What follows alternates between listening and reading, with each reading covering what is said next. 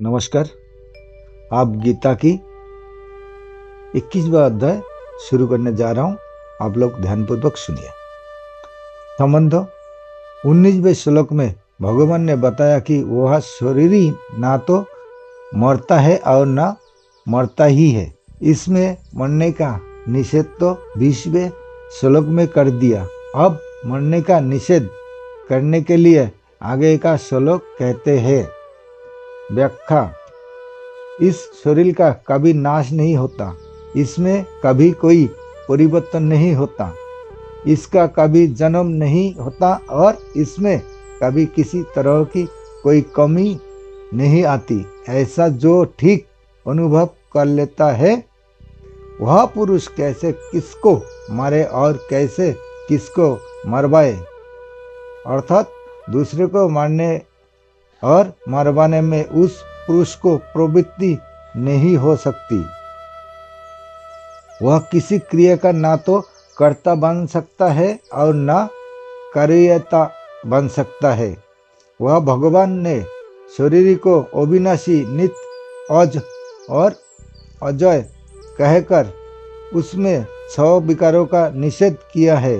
जैसे अविनाशी कहकर मृत्यु रूप विकार का, नित्य कहकर अवस्थान्तर होना और बढ़ना रूप विकार का, अजो कहकर जन्म लेना, जन्म होना और जन्मे के बाद होने वाले सत्ता रूप विकार का कहकर क्षय रूप विकार का निषेध किया गया है।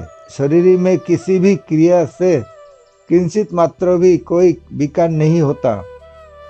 अगर भगवान को और घातियों के माने शरीर और क्वा घातियति हंतिकम, इन पदों में शरीर के कर्ता और कर्म बनने का ही निषेध करना था, तो फिर वह करने ना करने की बात ना कहकर मरने मारने की बात क्यों कही?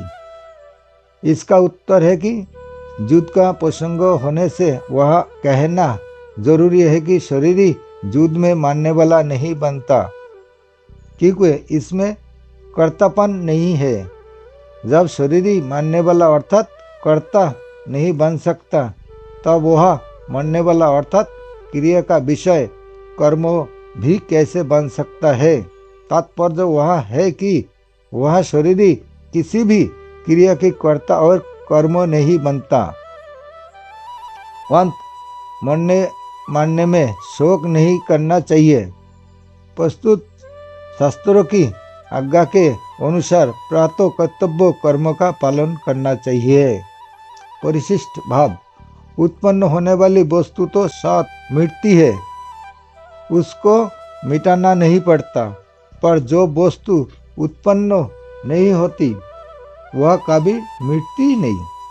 हमने 84 लाख शरीर धारण किए, पर कोई भी शरीर हमारे साथ नहीं रहा और हम किसी भी शरीर के साथ नहीं रहे, किंतु हम यूं के यूं अलग रहे। वह जानने की विवेक शक्ति उन शरीर में नहीं थी, प्रस्तुत इस मनुष्य शरीर में ही है। अगर हम इसको नहीं जानते तो भगवान के दिए विवेक का निरादर करते हैं।